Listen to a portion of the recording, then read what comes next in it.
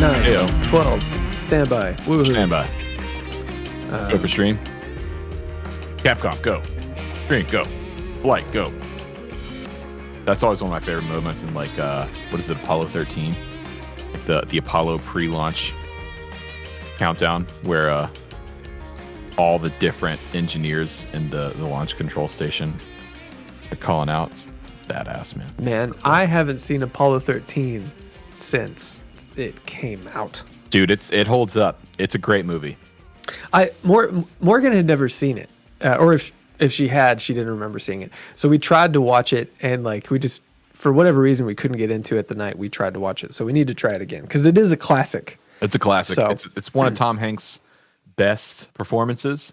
It's legitimately thrilling and entertaining, and it's made that much better and more immersive by the fact that it actually happened. And from what I understand, the way they did the movie is pretty accurate to what actually happened. Obviously, there's some dramatizations, but you know, the way the oxygen tanks exploded and everything, and the way they got them back, it was it's about as scary a thing as I can imagine. Yeah. No, thanks. I'm good. No thanks. Yeah. So how you doing, man? So it's been crazy, but we're finally ready. This week we're taking our first vacation in 2.5 years. Right. Like a proper just you vacation. Yeah, exactly. And not just traveling and then, we're going to go for work and then we're going to do this thing while we're out there kind of thing, like a proper vacation. So last year, Tilly and I bought this camper trailer. We're really excited about the RVing thing. And we're going to take 2 weeks and just drive out to Utah, just southern Utah, and just go to the desert, go to Moab, go to North Rim of the Grand Canyon, do all the desert stuff, which I've never seen before. So I'm super excited. And I'm really into the overlanding stuff. I've had a 4x4 Toyota for 15 years. And for anyone that might be listening or watching this into that stuff, I'm into that stuff. So it's going to be a good time. I'm so excited. But what that has meant is that we've been burning the candle at both ends for the last, like, this month has been nuts. We launched the new course, which is always a ton of work, trying to bank videos up, getting that ready to go, because I'm not taking a break from YouTube. So the channel will continue on. I just have banked up some videos so that I can take some time off and the channel will be self-sustaining for a few weeks. So That's been a ton of work, but I'm super excited. That's great. Yeah. Morgan and I definitely want to try to take a vacation at some point. So we'll see, but yep. Yeah. So that's been it. What's up with you? What's been going on this week? Well, I got the COVID. Yeah, you got the Rona. I think, I don't know where I got it, but I'm gonna blame John Mayer and myself for not wearing a mask at a huge classic John Myers, dude. My God. You know, it's funny. Like every time I would, because that week building up, a lot of people came to the Novo shop and stuff, like people who were in town. And I would always make the, hey, you know, John Myers peas sitting down joke. And no one knew what I was talking about. Nobody. They just stare at me with this horrified look.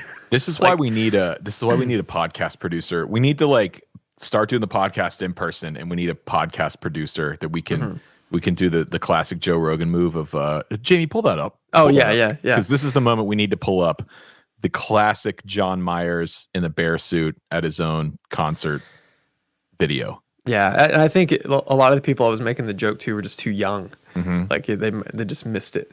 Was that 2002 or 3 when that came out? I don't know. It's early internet. Yeah, it was very old. Because that was MTV. Yeah. So for those of you that don't know, there's an MTV bit with John Mayer when he was really first starting to pop off, like 2002, like Body is a Wonderland era John Mayer, right?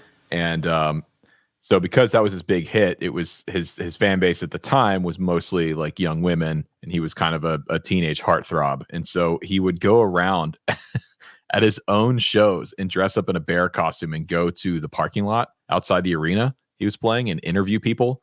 And he would say, "Are you excited to see John Myers tonight, you guys?" And they're like, "Oh, it's John Mayer." And oh man, it's classic. He did another sketch too with it wasn't Chappelle, it was He did some stuff with Dave Chappelle. Well, yeah, on Chappelle's show, but there was Yeah. some other stuff he did. Was it like 3-6 Mafia or somebody that he did like an interview on that same thing with like Old Dirty Bastard or that something. was it. ODB, yeah. Yeah. But yeah, I don't know. But anyway, Morgan and I got it, and Graham might have got it. We've tried to give him a test before, but shoving a thing up a child's nose, especially when they're that young, not fun. They're not into it. But I just felt like I had like a head cold sort of thing, but Morgan had all the classic symptoms. But I'm over it now and feeling pretty much back to normal. But it's been really hard for me because I had to stay home, and there wasn't really a whole lot to do. I did some computer work, but I was wanting to talk about something I got. Before you show me that, though, quick shout out to our patrons here in the chat.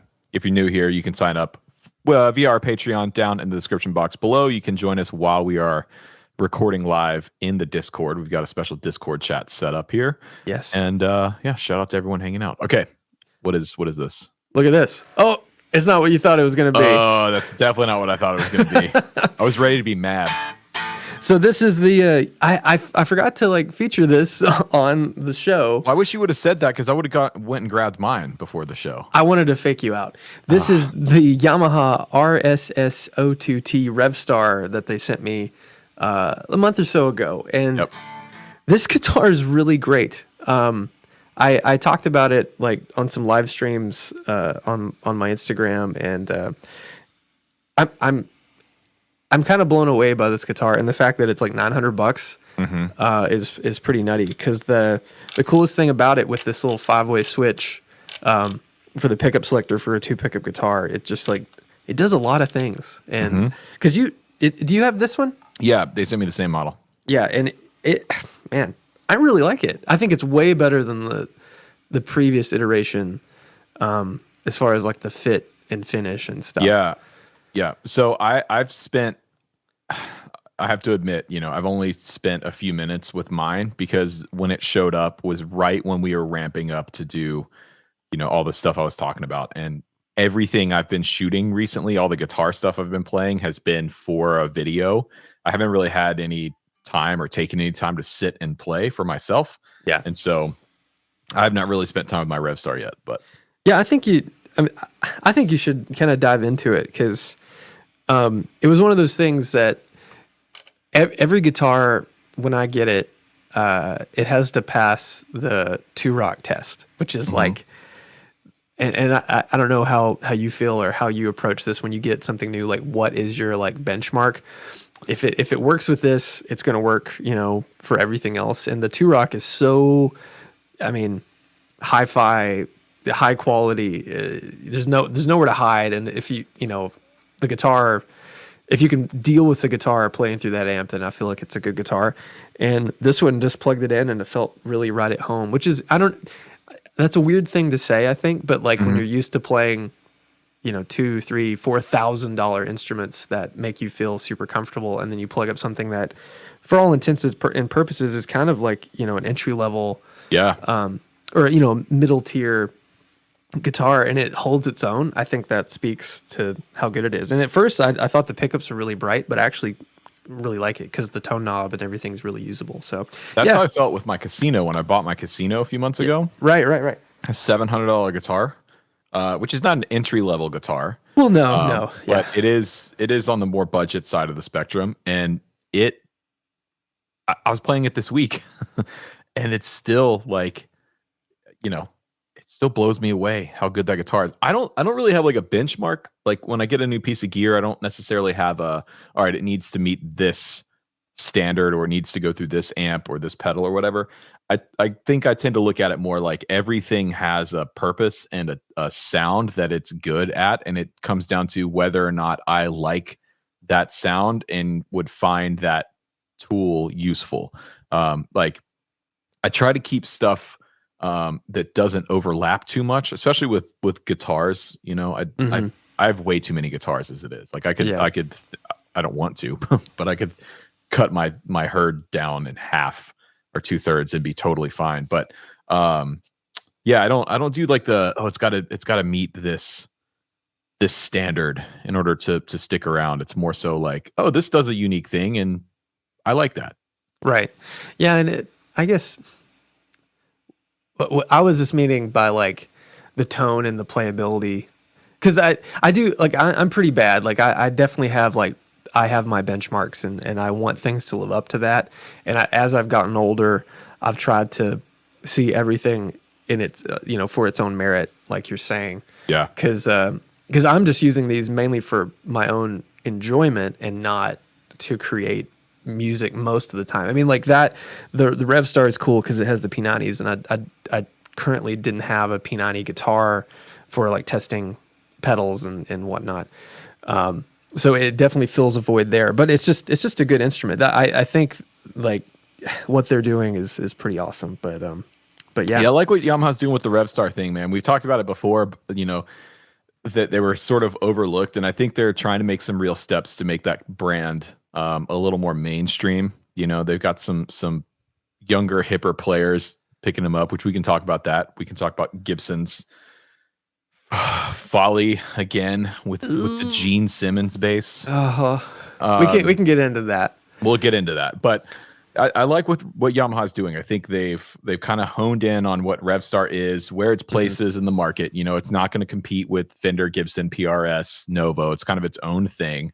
And in typical Yamaha fashion, you get a lot of instrument for your money.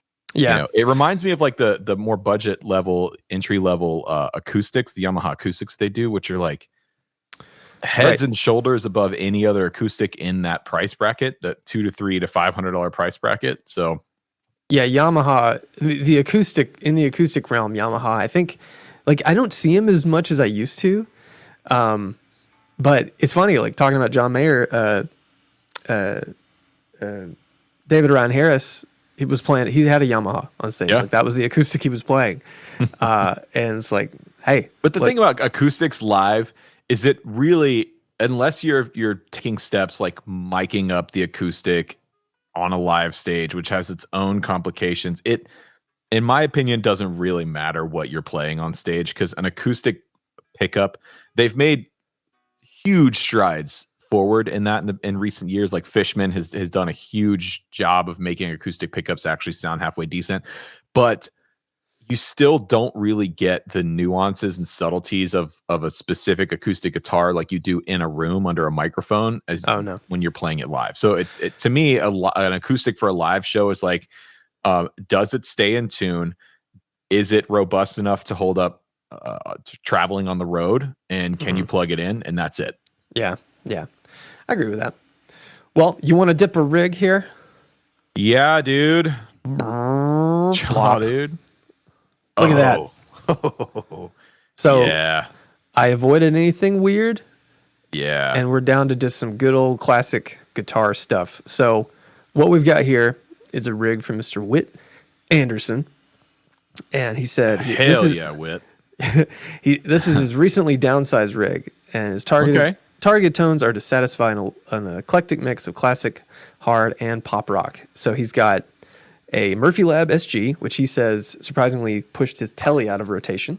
Dude, on Rick just bought that identical. Did that come from CME? Because Rick bought that identical guitar this week, the sister guitar to that one, the Pelham Blue Murphy Lab SG. Super cool. And then sitting behind it, you can kind of see is a Les Paul Classic, which when I zoomed in on the photo when I was putting it in Photoshop to make a PDF, it looks like it's like a blue burst, so it's pretty interesting. That's cool. But on the board, this is such a simple, straightforward setup. He's got the Beano Boost, the Park Fuzz, which Earthquaker used to make, Dusky Augustus, the Cusack Screamer, Mjolnir, a Wampler Terraform, a Carbon Copy Deluxe, and the Walrus Audio R1. And all of that is going into a Marshall SV20 with the matching 2x12 greenback loaded cabinet. Let me tell you something right here. All right. This is my kind of guitar rig. Calcudos in the chat says boomer rig. And you know what? It is. And I'm here for it. Because it sounds good. I can tell by looking at it that rig sounds good. Yeah. And if it sounds good, it is good. Okay. I'm going to remember those words when we move into with some fine print there.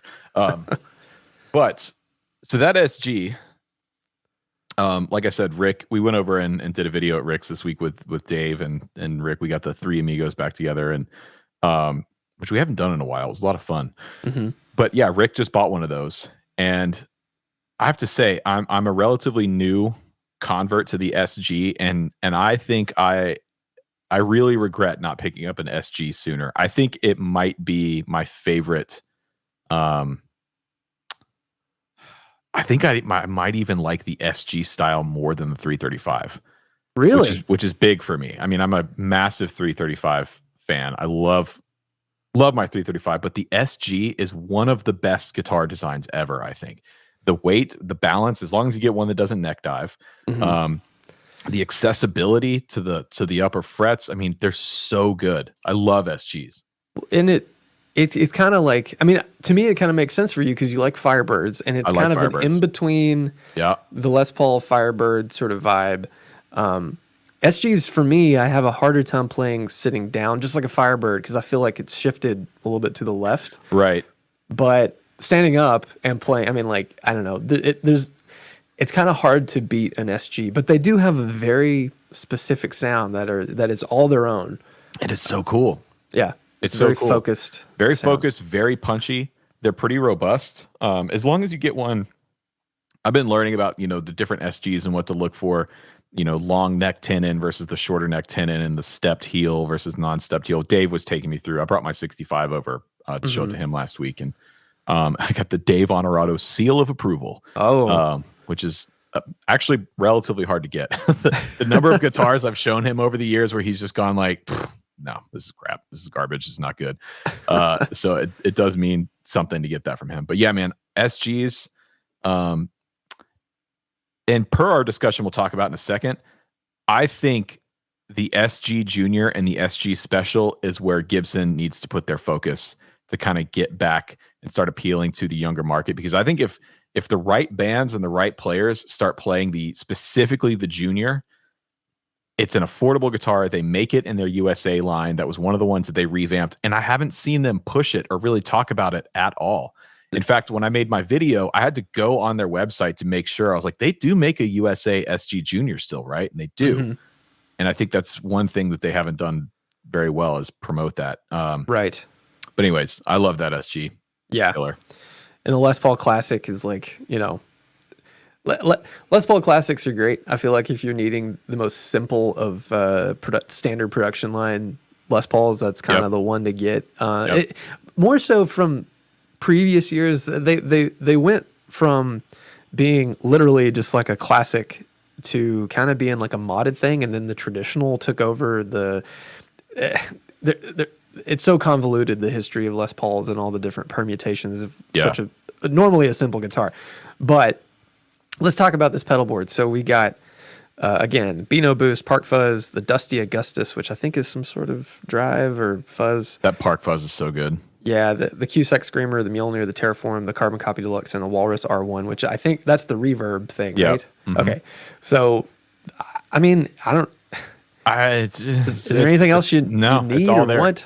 Maybe, I might do something here, a little wild card. I might do a rotary.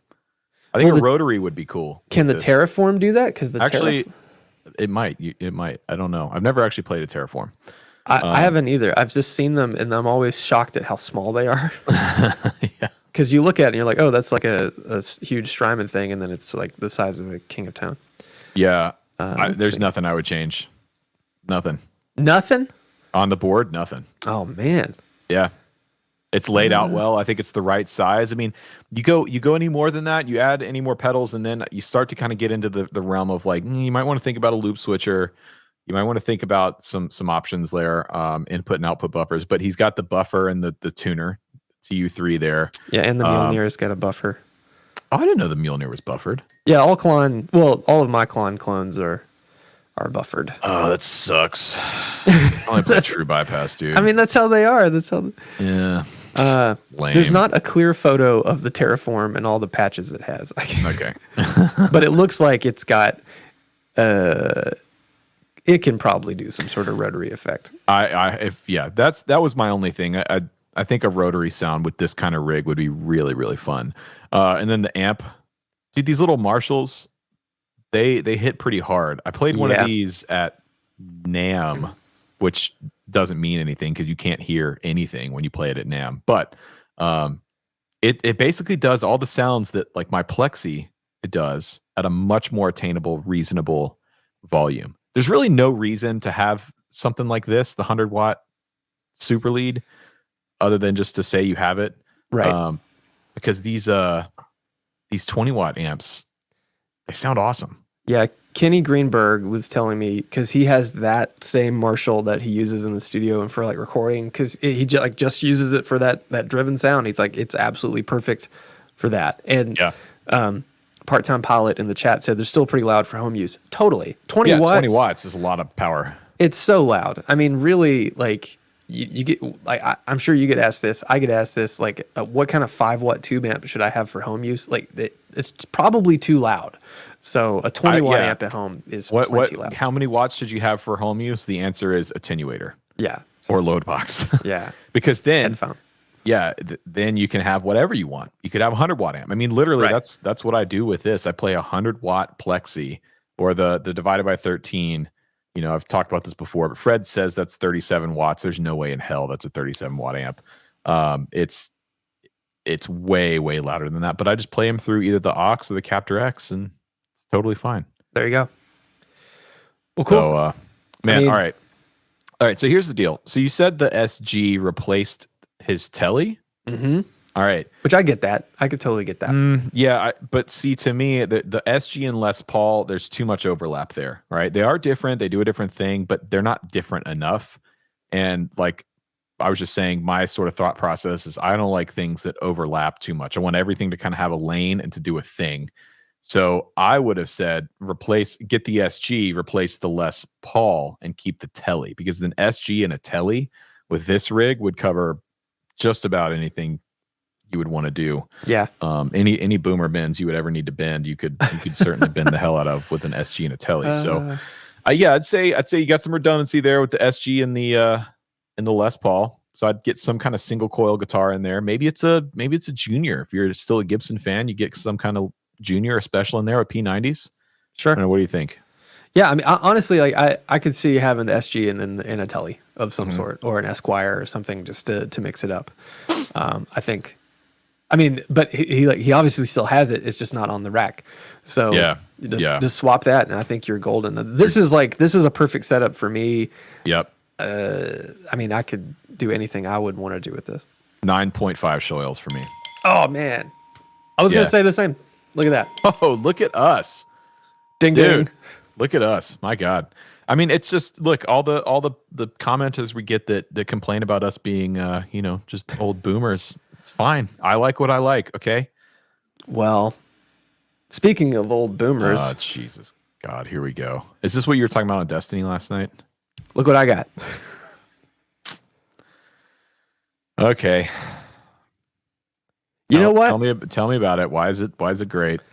So this is, for those listening, this is a Strandberg Bowden Prague Plini edition. So Plini, the guitar player, this is his version of the guitar, and I really like it. Like I find it very comfortable to play, and I think that is the most important thing, because my dumb hand, it's got this wacky neck shape. I don't even know if the camera. Yeah, you can kind of pick it up. That looks so weird from that angle. I feel like it's kind of like it's not totally straight. It like moves. Really? Which way? Like it kind of comes, the flat part up here kind of starts on the bass side, and then moves over to the high side, like your hand would rotate around. And it's really weird, but it's just remarkably comfortable for me to play, especially sitting down, because of the way the body is shaped. I can like sit it on my leg and actually play like really comfortably with it kind of up, because honestly, because of my hand, that's how I used to play when I was learning. I'd have to kind of like sit the guitar, like more classical style. Right. But because of the fan fret thing in my hand, it's just, I have easier access. And this was a shot in the dark. I played a few of them at Guitar Center, just goofing off, and none of them felt totally right. But McKinley, who has had one of these before, said that this one had a slightly thinner neck. And he's like, you know what? You should try it. And so I kept going back and forth. Like, I don't know. I'm such an old man. It is weird, but as soon as I started like actually sitting down and playing it, I kind of fell in love with it. So I know you don't like the body shape or I'm a hater. Headstocklessness of it. Dude, I'm a hater. So here's what I like about the guitar. I like the fan fret thing a lot. Yeah. There is something to it. If you've never played a fan fret guitar, they are really cool, and it just feels like the first time I played one, I was like, wait, why aren't all guitars like this? It kind of feels like this is how they should all be. It's just, especially when you get up into the higher registers and the way your hand shifts, it like tilts as you get up there. It just makes a lot of sense. I actually like the finish, the natural finish is really cool. What kind of wood is that? It's like the back is mahogany, and it's very light. I think it's chambered. Well, yeah, there's nothing on the guitar. Yeah. And I think the top wood is like an Australian blackwood or something, because Plini's from Australia. Yeah. And it's a beautiful finish, and it's nice. The pickups are cool. They're like, they got metal sort of covers on the bobbins. And they're like wound by this guy in California, I think. So they sound like, the neck sounds really good. It's just a 3-way switch, and the in between is just the 2 inner coils. So you get like a single coil sort of, telly sort of thing.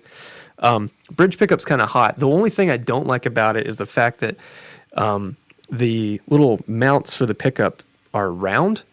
So like, Seymour Duncan's are square. DiMarzio's would probably fit, but it's mounted right to the body. Yeah. So the height is just set. Right.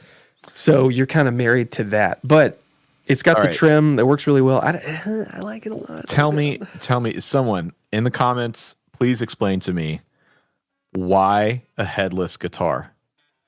Like, why did we need to chop off the headstock?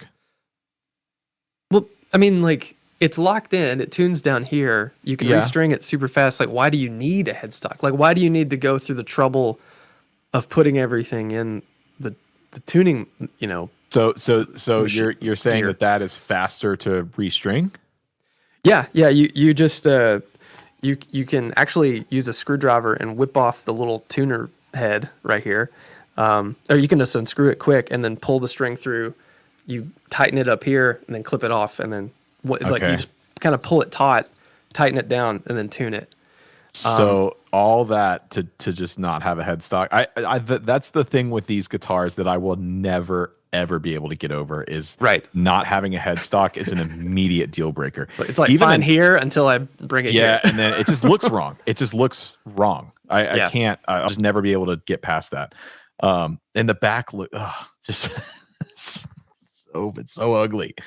Do you like the body shape? No. You don't like it? No, I don't. Okay. Because here's why. To me, it looks like I don't know. I'm trying to put my finger on why I have an aversion to it. Okay. And this is entirely subjective, but it's just, I guess I don't necessarily like guitars that are designed for, it looks like that shape was designed with the intent of like, okay, I want the guitar to sit here when I'm playing it. And then let me shape the body around that. Rather than making something that is beautiful and has a nice shape and nice curves and is proportional, it was like, no, I want it to sit here, and I just want it to be shaped so it sits here when I play it. I don't like that. Now, that's not, before everyone starts coming after me, it's like, oh, Rhett only likes, old Gibsons and Fenders, and he doesn't like anything new. Not true. I'm a huge fan of the Abbasi concept guitars, the Lorada. I will own a Lorada at some point, and not just the Telly version. I want like the proper 7-string fan fret Abbasi concept. I love the shape. I love the look of those guitars. They have headstocks. Thank God. And and they do all the modern stuff. They're comfortable to play. I've played one of them, and it's ergonomic. It sits exactly where you want it to sit. It's got the fan fret thing. It's super comfortable to play, super light. But I guess I don't like that shape, because the headstock thing, it's like, to me, it just looks like they were trying to do something different, and it was like, well, we'll just chop the headstock off, and that's what's different about it. And I can't go for it. I need to watch Keith's 5-Watt Worlds video on the history of Strandberg to really know like more of the thing. It's funny though, like all these little cutaways and shapes are like definitely there so you can sit it comfortably if you're sitting down. Because I mean, you can play it like a normal guitar. Sure. But yeah, I don't know. It's weird. I really like it, and it's funny. Like Morgan was super shocked that I would get something so non-traditional. And I can't stop playing it. So okay, well there you go. Anyway, but how does it sound though? You didn't mention anything about the sound. It sounds really good. So the neck pickup sounds sick. The in between position's awesome. The bridge is a little hot. Like plugged into an amp, it's like, or at least the 2-Rock. I haven't plugged it into anything else other than my HX Stomp. So the first like big proper tube amp was the 2-Rock. And it sounded very good. It's something I'd have to like dial in to make it work. Mm-hmm. But I think you can kind of tell that because he has a neural plug-in, like that a lot of their stuff, and I feel like a lot of people that would use something like this, because it is very even and balanced. It's kind of flat, and I don't mean that in a negative way, but you can tell it's useful for shaping with a modeler. Right. But plugging into the HX Stomp and like really tweaking some of my patches, just, dialing out some treble or whatever, it sounded, I mean, it has its own sound. It doesn't sound like any other guitar I have, but I could totally play like anything on it. So like the pickups sound good. I would be really curious to hear them in a different guitar, but they can't mount in a different guitar because there's no threading for the mounting hole. It just screws right in. So I don't know. I kind of like the idea of getting something. The only thing I can do is change the strings. That's all I can do. Well, so that I have is to for just you. accept That it. is, that is an exercise in patience for you, because you immediately start ripping apart the Revstar. I'm surprised you haven't immediately started changing stuff on the Revstar already. But I may change the pickups eventually, but it sounds good and it like works well, and so it's like usually I can find a fault with something, but like that kind of is living by itself, and that the Strandberg I can't change. So yeah. David Hassenflew in the chat says Strandbergs are so easy to travel with too. Yeah. I mean, I get it. And that's why, like, I was talking to RJ a few months ago about when I was going to Germany, and he's like, "Oh, dude, just get a Strandberg to travel with." I was like, "No." Yeah. Here's the bag. It's so small. When I got it, when I first brought it to the house, Morgan, I said, "I got something I got to show you." And I pulled that out. And she was like, "What is that?" And I was like, "It's a rifle." It does. Looks like an AR-15 Yeah, bag. it looks like a rifle like bag. a range bag. But it's designed to fit in overhead. So you can totally just... Well, I've flown dozens and probably hundreds of times now with guitars, and I've never had an issue with a guitar that has a headstock. Yeah, well, that's a bass is a different thing, right? If you have a P bass, that's a different thing. It doesn't fit in overheads. But if you're on a short domestic flight with small overhead bins, most of the time you can put it in a coat closet. And the reality is, I will tell you, the last flight I took to Kansas City, even that guitar would not have fit in the overhead bins. Mm-hmm. So it's not a foolproof solution. Anybody out there thinking like, "Oh, I'm just going to get a Strandberg and be able to fly anywhere." It's like, nope. Even on some domestic flights, the bins are like way too small. So. Well, I like the idea of it being so small and light, because even traveling like with my Novo in the mono bag, like when I went to the UK, like it's not heavy. It's just cumbersome having something, guitar sized on your back, the whole time, and then trying to deal with like a bag and other stuff. So I don't know. Edwards in the chat says he's going to Chicago on his honeymoon in September, and he's super scared about getting a guitar back to the UK. All right. So I don't know in terms of like import taxes. I don't know what that all looks like going from the US to the UK, but international flights. So you need to invest in a good case. Whatever you're buying, if it doesn't come with a good case, you need to budget money for a good case on your guitar, whether it's a mono bag or it's like a hard shell case. And do not gate check it. I'm sorry, do not check it when you check in. Always carry it to the gate with the intention of carrying on. And then these are a couple of flight tips here. If there's a way that you can board early, whether that's like you pay $20 to board early, or you go and ask the gate agent when you get there and explain to them. I've always had good luck with Delta with this. Hey, I've got a guitar. Is there any way I could board a little early just to make sure the guitar gets on the plane? 9 times out of 10, that has helped. That has worked and got me on the plane early. Put it in the overhead bin, or on an international flight, there's tons of big coat closets, and that's better than an overhead bin in my experience, because what happens is you put your guitar in an overhead bin, and then some other passenger opens the bin and they've got their carry-on and they're like, oh, I can make that fit, and they cram it into the overhead bin. I've had words with people on planes before about like, dude, that's not cool.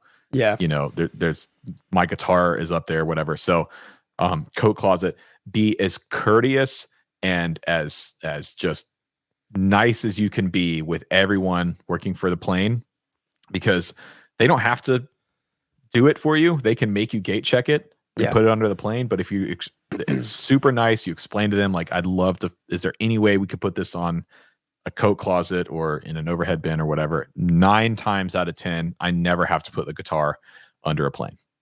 Yeah. And I don't know if it was you. I know I've had some artists like tell me in the past, like, just don't say anything and just like walk in. Well, just take it on the plane like someone told you to. Yeah. I mean, and again, do everything that you said. Be absolutely courteous, understanding, and you know, like there's limited space on a plane. Yeah. But whenever I went to the UK, that's what I heard, and I just walked on with my guitar. And as soon as I walked in, I saw like the first person there in the plane said, hey, can we put this in a closet or something? They said, sure. And they just took it. Yeah. And it always worked out. And they were always super nice. And yeah. And the airline you pick is super important. Okay. Yeah. So obviously not paid for in any way, but I basically, in domestic and international, we try to only fly Delta and Delta affiliated airlines. So that's KLM. KLM is the best airline to fly with. When we went to Germany, we flew KLM, and they literally, the plane was only half sold. So they took my 2 guitars in my mono bag and Phil's bass, and they put them in seats and like gave them, like strapped them in the whole time. Delta is always super great about guitars. Never, ever, ever fly American Airlines or United Airlines, ever. Under any circumstances, just in general, they're the worst airlines, but specifically with instruments, I personally have had bad experiences. I saw Andy Wood tweeted recently that I think American like lost one of his guitars and was doing nothing about it. They almost have like, they want to make it hard on you for bringing an instrument on their plane. Never fly American, never fly United. If you work for one of those airlines, I'm sorry, your airlines are terrible. Right. I've had awful experiences on both of those airlines. So there you go. Yep. Well, you want to talk about Gibson? Yeah, let's talk about Gibson. We can reflect a little bit what you were saying in your recent video, which seems to be doing well. It is doing well. And I've got their one of their pages pulled up. Let me try and share the screen here on their website. Yeah. So for those of you that didn't see, recently Gibson put out a brand new signature guitar. And of all the Gibson artists and of all the people that are currently playing Gibsons these days, they picked Gene Simmons to get the Gene Simmons G2 Thunderbird Bass. Now, I don't know Gene Simmons. You know, I'm not a huge Kiss fan, but I don't have anything against the guy. I'm sure he's a nice enough guy, you know. Why Gene Simmons? Like, he's never been known as a particularly like great or influential bassist.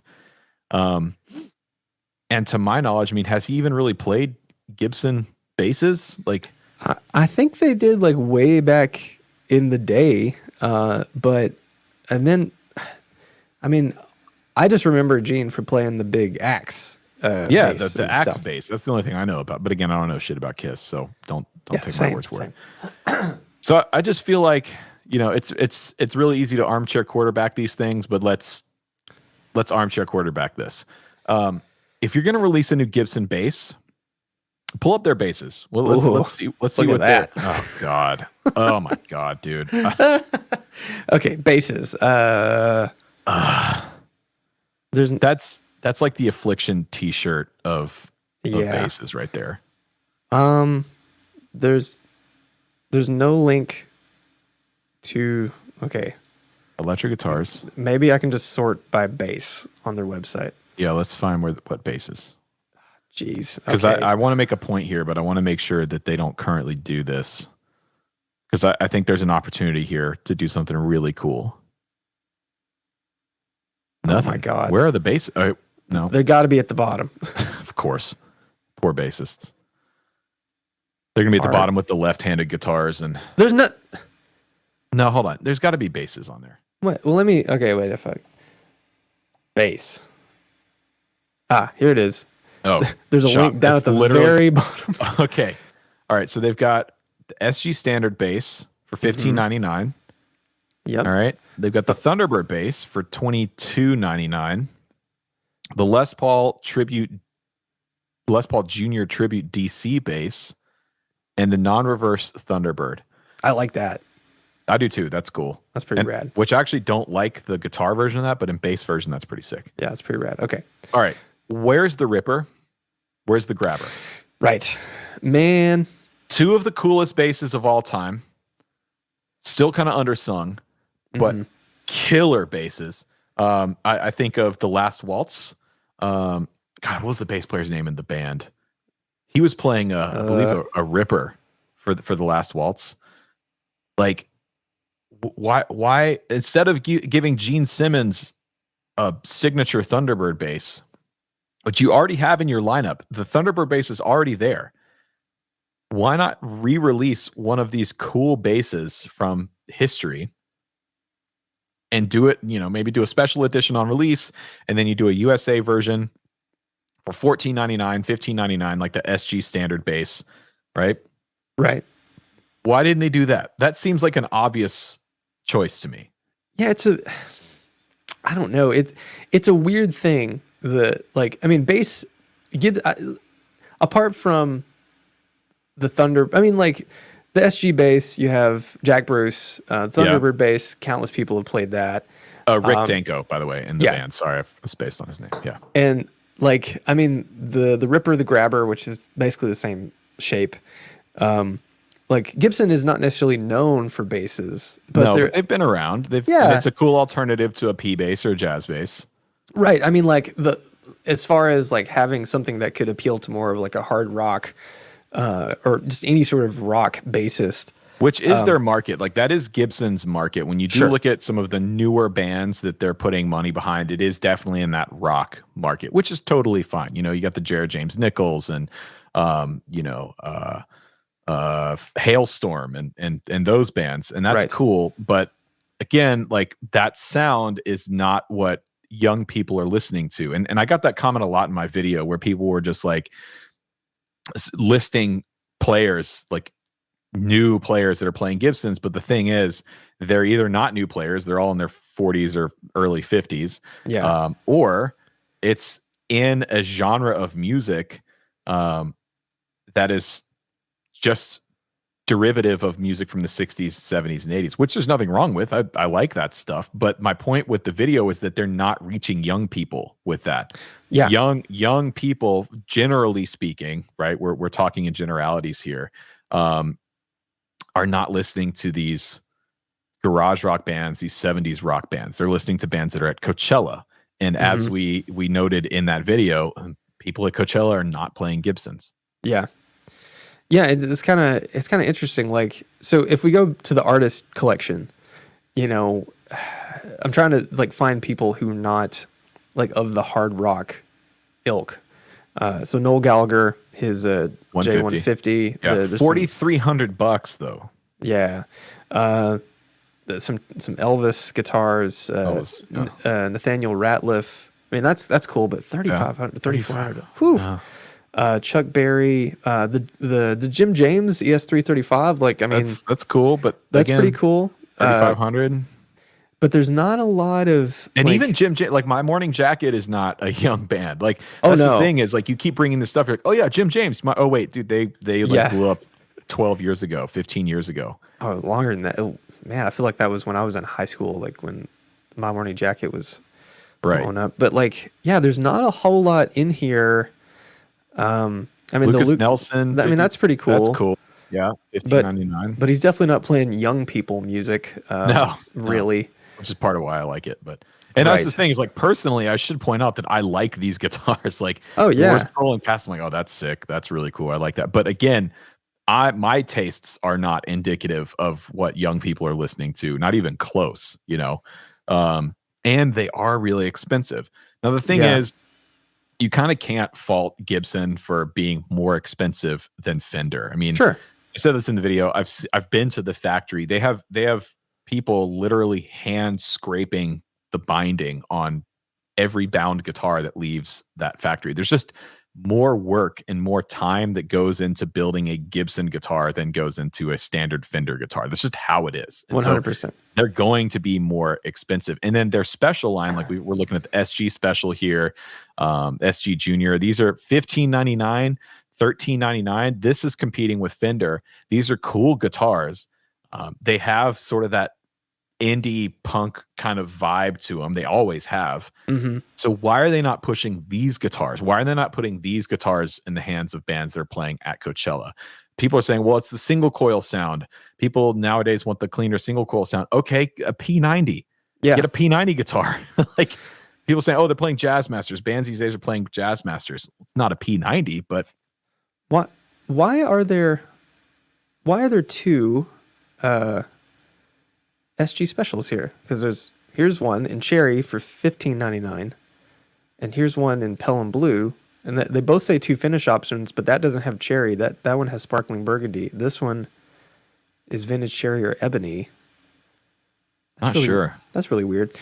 But yeah, it's an odd thing because it's like, these guitars, I mean, the SG is probably the most comparable price-wise to something like an American Fender. Yeah.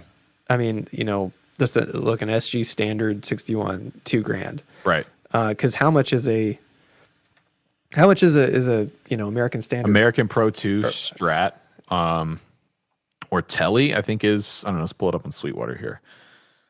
$1,699. Okay. So $1,700. Right. I mean, I think for what you're getting with these guitars is that's comparable price wise, but I think the thing is like people are just into that Fender sound right now. Yeah. And a part of this is, tastes ebb and flow, right? I mean, sure. The market is going to sway one way or another, but there's no question that when it comes to new bands, young players, Gibson is, I think, completely missing that market, completely missing it. Yeah. And I think there's some obvious steps that they could take to do that in giving Gene Simmons a signature bass, or Dave Mustaine a signature guitar, or re-releasing another / collection of guitars is not how you do that. Right. And do you think that they need to go after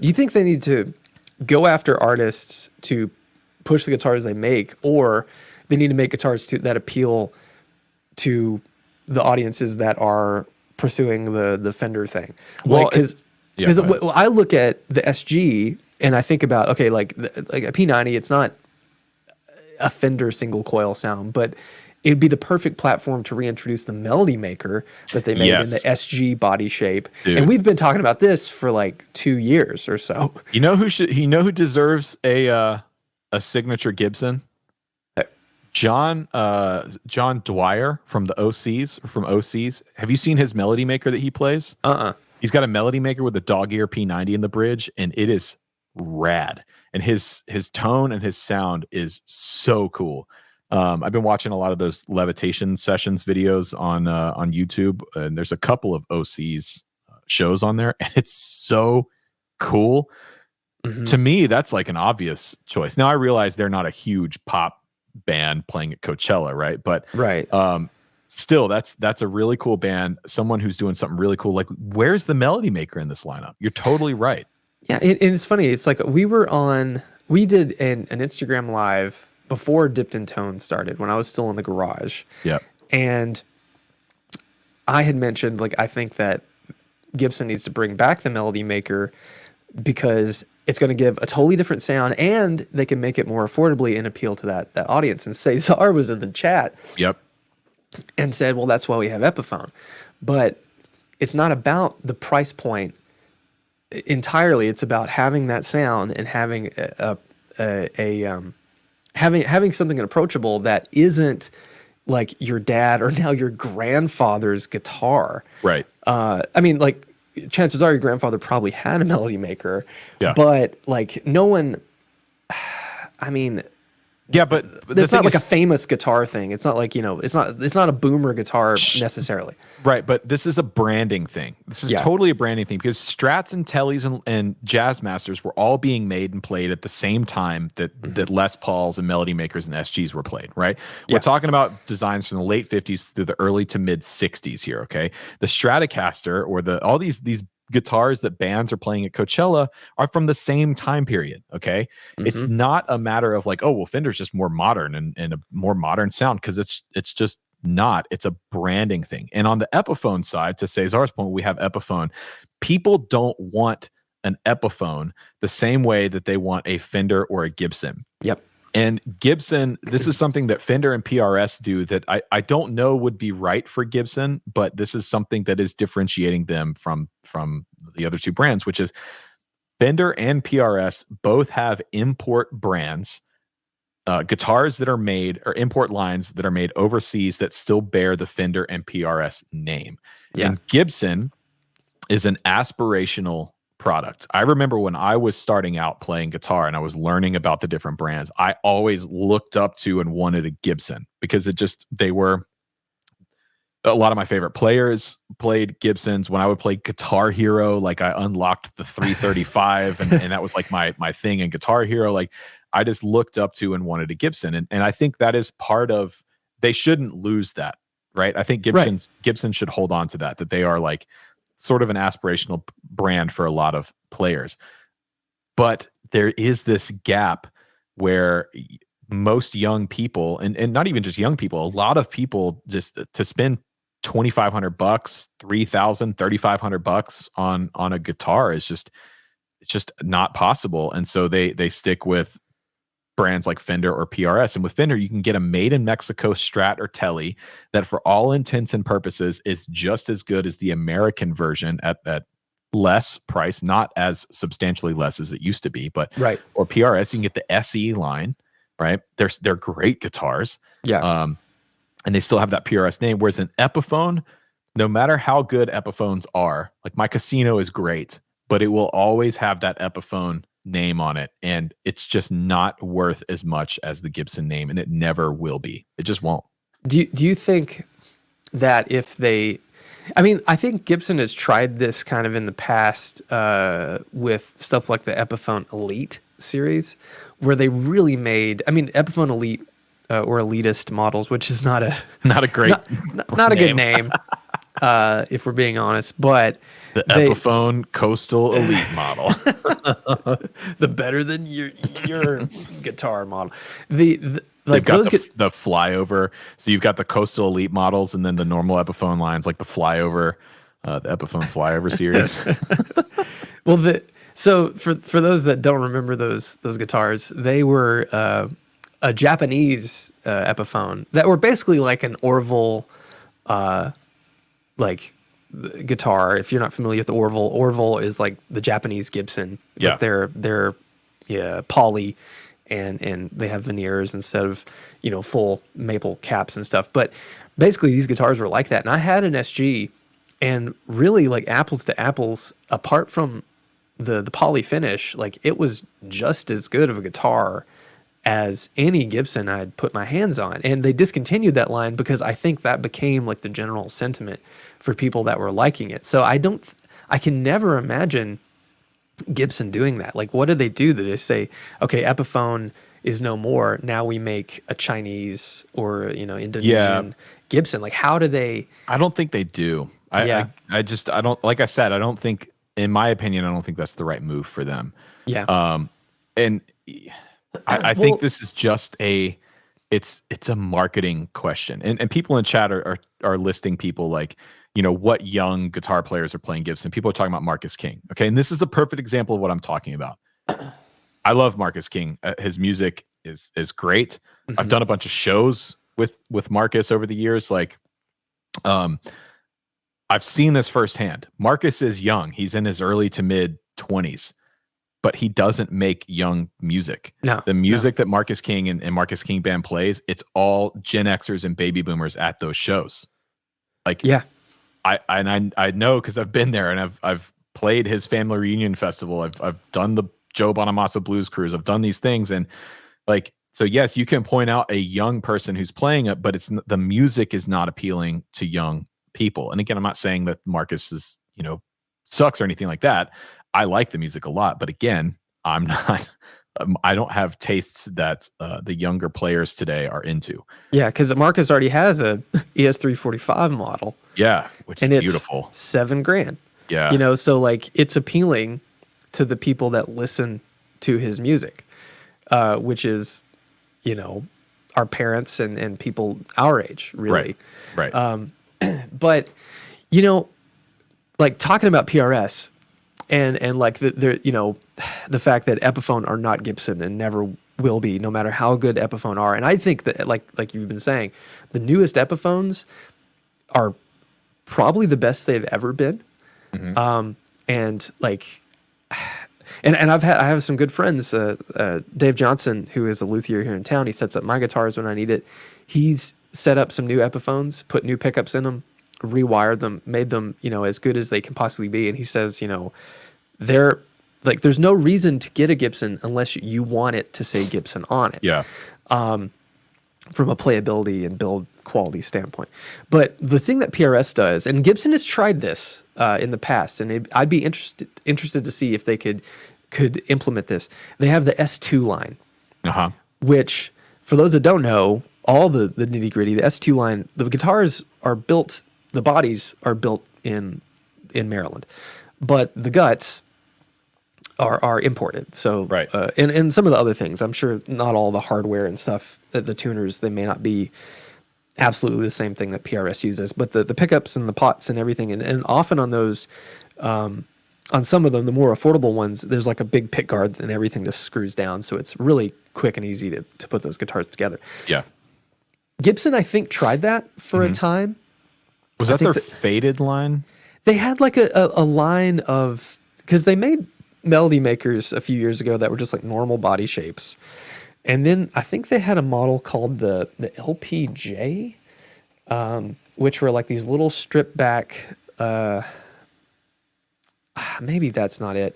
They've had so many guitars over the years, it's hard to keep track of. Yeah. But they had like a guitar that I think had import guts and electronics and more affordable hardware, and they were definitely to a price point. But what I would like to see is Gibson approach the melody maker thing, and maybe adopt some of these guitars they've been fighting so hard to get back, like the Cornet.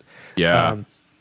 And make those as an American-made guitar with maybe a little bit more budget-friendly pickups and things. Because, I mean, PRS, all these companies are showing that import pickups and wiring can be good when it's done well, and it's all about how you tell them to make it. If they can make a guitar line that I think fits in the $600 to $900 range, that gives a full feature set, that are cool looking, that appeal to a slightly younger audience, it would be a home run for them. Yeah, maybe it's time to revisit some of the Norland era shapes, right? Some of the goofy stuff that they were doing in the 70s that really didn't land because of, I think, quality issues and build issues that just were horrible in the Norland era. Maybe it's time to revisit some of that stuff and to do what we're talking about, which is get us in that $600 to $1,000 price bracket to compete with PRSSE, to compete with Made in Mexico Fenders. Offer something that's different, right? Something that you haven't seen, a shape or a pickup combination or feature set you haven't seen since the 70s, right? Yeah. And put that out and put it in the hands of some of these young bands that are playing Coachella. And I'm talking about bands that are on the real up and up, like still playing 500 cap clubs, you know, and touring in 15 passenger vans and stuff like that. Because that's the next round of bands that are coming up.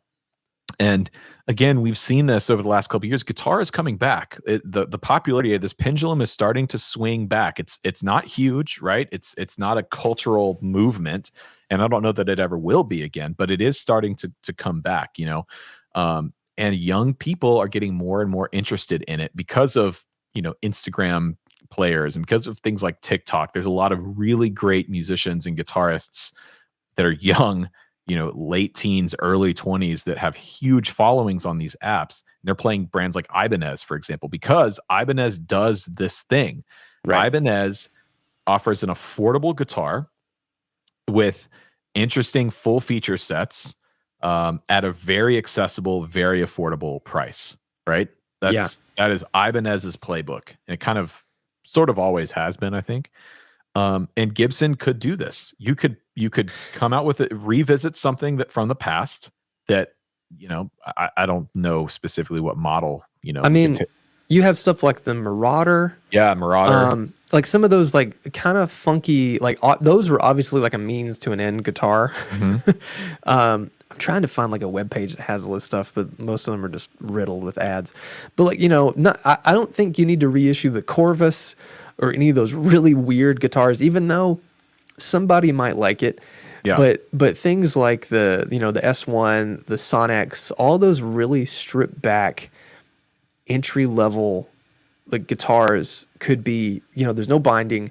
They're really straightforward. They could be something that they can make not just to meet a price point, but to appeal to people that just they don't want to play the same guitar Slash has. Yeah, exactly. Don't make a budget Les Paul. Yeah. Right. The Les Paul, I think, needs to be what it is, right? Which is that it's a premium guitar. It's the Les Paul, and it's an aspirational guitar for a lot of people. Same thing with the 335, right? I think the SG can kind of get down into that market. You could do a version of the SG maybe in that price bracket. Like I remember when I was a kid, my neighbor across the street, Mike, who got me into guitar, he was a year older. I remember the day he bought one of the it was like the faded SGs from Guitar Center. It was like $700. He saved up his money from cutting lawns, and I think he worked at a golf course or something. And I remember the day he got it. It came with the Gibson gig bag, you know, the Gibson USA gig bag. And it was just like the oil rubbed walnut finish with two pickups, and that guitar was sick. The faded SGs, and then to a lesser extent the faded Les Paul specials and the double cuts like what Rick has, those have to have been one of like the last great selling guitars that Gibson had of the Henry J era. Yes. Rick bought his guitar, I think, for like, it was 2005. I think he bought it for $700. Yeah. They were like $700-800. And you know what? Everyone had one. Dude, that is still to this day the best sounding guitar in his studio. His yellow faded Les Paul special, the double cut special. Yeah. It's his best sounding guitar in that studio. They were great. I had one that was it wasn't faded. It was like the Les Paul special that had the normal nitro finish, and I won it in a contest and have since sold it. But that was a great guitar. But that thing, in that style guitar, I think that needs to be the direction for the entry point for these players who don't want an Epiphone but want to aspire to a Gibson, and also, from a business standpoint, they can make those guitars. They wouldn't cost an arm and a leg, and they'd be the cheapest advertising Gibson ever does. Right. I mean, look, that's why Rick is doing his signature guitar that way. Yeah. And it's not a standard Les Paul special double cut. They're thinner. They have a much different finish on them. There's no like grain filler or lacquer top coat. It's basically just a color coat, nitro color coat, so they fade, they wear as you play them. They're super lightweight, they're super resonant because there's almost no finish on the guitar. They come with P100s. It's going to be a ripper guitar. When does that come out? Because that's been I've been talking about that for a long time. Yeah, I don't know. But again, it's like that's an option right there. The Rick Beato signature, like that's a step in that direction. Now it took Rick, kind of pushing him in that direction to go there, which is that's kind of the frustrating part for me, which is like, okay, you've done what you needed to do. You got some cash flow rolling through the company again, and you needed to do that by targeting people with money that wanted to buy guitars from the 50s and 60s. All right. And they did that when the JC era took over. They reworked and overhauled the guitar line. They got the 50s and 60s spec back together. They got their quality control back together. They overhauled their factory. Like they completely ripped apart and rebuilt that whole factory floor to get the quality control back up to where it needed to be. And so it's like, cool, you've done that. I think phase 1 is done, but it doesn't seem like they're moving into phase 2, which is what we've been talking about this whole time. Yeah. Yeah. And I hope they get there, because we both, despite how many of these weird ass things I'm going to end up with one of these days, I genuinely want to see Gibson succeed. And I do too. I've been like, Matthew Timmons, McKinley, and myself have been gassing each other up for all this stuff. And we've been looking at the Gibson demo shop, and all this stuff, because there's some great deals to be had on there. Granted, they're expensive, but relatively speaking, they're a really good deal. Right. I love my Gibson stuff, and I hope that this will be the way to see them into the next generation, because I think that the idea of pursuing more of the harder rock and the dad rock artist roster is just it's playing it safe from a financial standpoint, probably for them. Because, we didn't even talk about those crazy Scala guitars that they released and it already sold for obscene money. Yeah. But, if this brand is going to survive, it's going to have to appeal to the future musicians. The Gene Simmons move, to me, I saw them posted on Instagram and I just thought, like, what are you doing, man? Why are you doing this right now? Like, get some fresh blood going, and then you can go and do the Gene Simmons thing. But like, to follow it, like Dave Mustaine, and I know they've done other signatures. I'm just calling out the big ones that they've high profile ones, like Dave Mustaine, Slash, and Gene Simmons. Like, dude, there's no one under 40 that really listens to or cares about those bands. No, not in any substantial numbers. It's just the kids of the parents who listen to it, Yeah. and might have twisted their arm into liking it. Chat saying leadership at Gibson is milking money from boomers. Yeah, they are. And it's a smart business decision. I get it. It's a business. Boomers have money to spend. They have money to spend on the guitars that their heroes played. I get it. It's a good, in my opinion, short-term strategy. It's not a good long-term strategy. And that's the whole point of my video the other day and this discussion is you've got to be investing in the next generation of players if you want to remain relevant. And I just don't see him doing it right now. Yeah. And Fender does it. And Fender has been doing it. They've been playing this long game for 10 plus years at this point. But let's take away all these new artists, and you look at the Fender Custom Shop. You look at most of the signature models from like the high end part of the American lineup. You have Eric Johnson. You have a lot of dudes that are they're still making the Rory Gallagher guitar. Like what I don't see a lot of young people saying I need to play that. Right. But I'm sure they still make the Stevie guitar. It's like all these guitars that they will continue to make that appeal to the audience that Gibson is appealing to, and the Custom Shop totally appeals to that. Yeah. But man, I just think that I'm sure there's a bit of a pride thing. It's like, this is what we do, this is who we appeal to, and this is what we're going to keep doing. And I just hope that they can see the forest for the trees. Yeah. Yeah. So, look, Gibson, why don't you hire us? Bring us on as consultants. I'm just down the street. Listen, I'll drive up. Yeah, I see? ain't scared. You're close. Yeah, I'm Atlanta's only 3.5 hours away. Bring us in. We'll get this. We'll work together. We'll step off of the armchair sidelines here, and we'll we'll open Shoyle's Consulting. How about that? I'm ready. Shoyle's brand consulting. I need another thing to do. Yeah, me too. And another line on my taxes. Yeah. I don't do enough as it is. I've got so much time on my hands that a new company, I think, is the way. Yeah, is the way to do it. Yeah, so like you've not had anything to do. That's why you're taking this trip. Yeah, you're bored. Dude, I'm bored. I'm just going to Utah for 2 weeks because there's nothing else to do. You kidding me? Well, you got your shill. I got my shill. You go first. All right. So this is a piece of gear I've had my eye on for. When I say years, I mean years and years and years.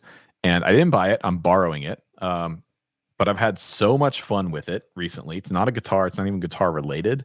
But the Teenage Engineering OP1. Oh, dude, this thing is a riot. I've been using it on some videos recently, just kind of like, behind the scenes, doing some drum tracking or like some bass or adding some sparkly synth stuff. Mm-hmm. This is one of the coolest. I mean, it's a full-on production suite. You can create whole tracks. I would recommend the YouTube channel Red Means Recording for OP1 material. But I have had so much fun with this thing. I'm borrowing it from a friend, and it's one of those things where I hope they just don't ask for it back. So right? Yeah. Keep it for a while. I forgot he had that. Oh, I forgot he had that. Yeah. Do those have a radio? You can like sample the radio? Yeah. Yes, okay. Dude, you can do so much with these things. You can literally turn on the radio, sample the radio, and then use that for and then you can import samples, you can import drum sounds, you can do. I mean, I have not even begun to scratch the surface of what this thing can do. But I'm going to take it to Utah, and I just want to like sit in the car while, on a road trip and like play around with it and just listen to the. Oh yeah, I really want an analog. Keys. I want an analog keyboard for my office so I can sound like our buddy Sean when he's on Destiny. Like, yeah, right. He'll like get over there and like get in the computer, and we hear him. I'm through the firewall. Yeah, so they stopped making them for a while, and prices on them went nuts, like crazy high, and then they brought them back into production. Does it stay like? Can you use it by itself, or do you have to like connect? It's designed to be a standalone sort of production suite. It's got a 4-track tape machine in it. You can like bounce stuff down, or you can obviously integrate it with other stuff in your workflow. But it's it's wild, man. That's awesome. Yeah, those I have. They're little because they make the little things. Yeah, the like pocket operators. Yeah, I have the Mega Man one because I love Mega Man and Graham loves Mega Man, so have to have it. So my shill is I've done stuff like this before, but I told you about this last night. These are the Jimi Hendrix Fender set of strings. I've done strings before, but I'm just thinking I wanted to restring my Ceres S. And I want to mix it up because I feel like every guitar I have should have like its own character and personality. And I've never tried this set. So for those that don't know Jimmy's gauges, RJ did a great video on this, breaking down what they were and how it affects your playing. Right. They are 10, 13, 15, 26, 32, 38. So it's kind of like a heavy top, really light middle, really light bottom. middle. Yeah, light bottom. Yeah, the G string being a 15, so the B being a 13 and the G being a 15, the G string feels smaller than the B. Yeah, it's weird. It's very strange, but these are really cheap and they're like a pure nickel wrap. They do a ball and the bullet end for like a Strat trim. I don't know. I think mixing up your strings is a great way to spend like, $10 and you might land on something you really like. So I'm struggling whether or not to announce this yet. So I recently did that string. Cindy Hewledge from Carmine Street sent me a pack of DRs in the Hendrix gauges. Oh, cool. And I just put them on my Novo, on my Ceres J, and I really like the that gauge set. But we talked about this, right? The new string endeavor I'm starting. I we don't talk think about so. this? No, you starting a new company? You competing with Stringjoy? You're gonna tell Scott that? Yes. Yeah. Yeah. Okay.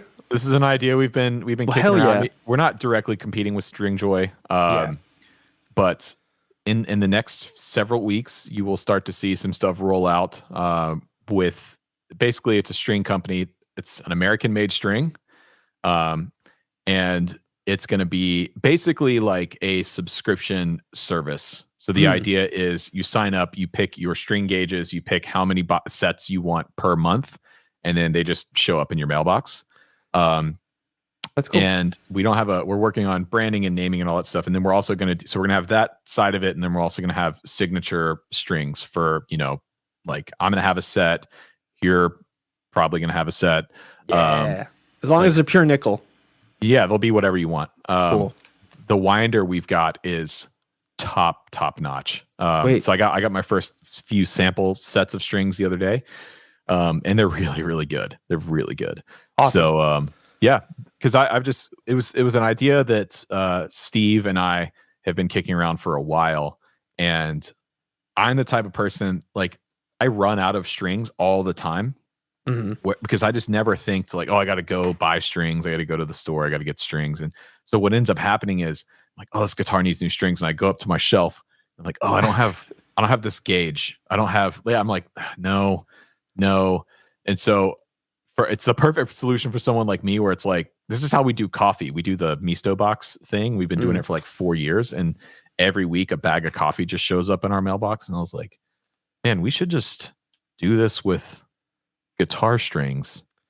You can get exactly what you want, however many packs you need per month, and it's just a recurring subscription, and they just show up in your mailbox. That's awesome. And they're really good American-made strings at a good price. That's gonna be great. We'll come up with a good name. Yeah. I already have some ideas. I'm not going to say anything. Name right now. We need a name because the idea with the company is it'll start with strings, and then we'll move into like other guitar products, accessories, things like that. So, yeah, but we're starting with strings. So cool. Well, that's exciting. Yeah. Well, end on a high note. Oh, Dipped in Tone Live. We forgot to plug it at the beginning of the thing. Oh, yeah. Sweetwater Gear Fest. We are going to be live streaming it. So if you can't make it to Gear Fest, do not worry. We're going to be live streaming it, I believe, on my YouTube channel, on the main channel. So be on the lookout for that. It's going to be a whole lot of fun. And that'll be at the end of June. Still working out dates and times, but we will announce that. So if you're near the Fort Wayne, Indiana area, we will have more details about how you can attend the first ever Dipped in Tone live show. So be on the lookout for that. Yeah, we need to get some shirts or something. Shirts, man. Selling them out of the trunk. I don't think Sweetwater would be like, hey, can we set up our merch booth? Awesome. All right. All right. Thanks, everyone.